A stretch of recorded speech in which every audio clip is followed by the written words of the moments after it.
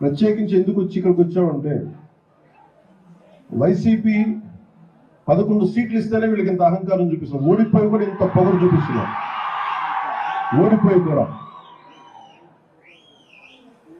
నేను ప్రత్యేకించి చెప్తున్నా, ఇవి ఎవరి జాగీర్లు కావు, ఇవి ఒక్కరి జాగీర్లు కాదు, ఇవి ఆ రోజులు పోయినాయి. మీరు రకరకాల ముఠాలు పెట్టుకొని మీరు భయపెడతా ఉంటే భయపడే ప్రభుత్వాలు కాదు, ఎన్డీఏ కూటమి ప్రభుత్వం అసలే కాదు. ఇక్కడ ఉన్న యువత, కొత్త తరం యువత, నాయకులు కూడా, సీనియర్ నాయకులు కూడా చాలా నలిగిపోయారు.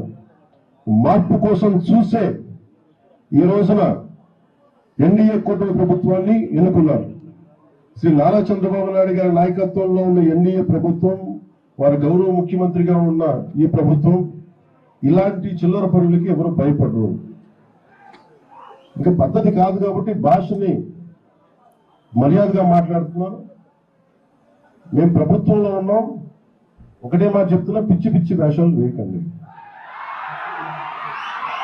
మీరు బయట యువతకి మీరు అరుపులు చూస్తూ ఉన్నారు.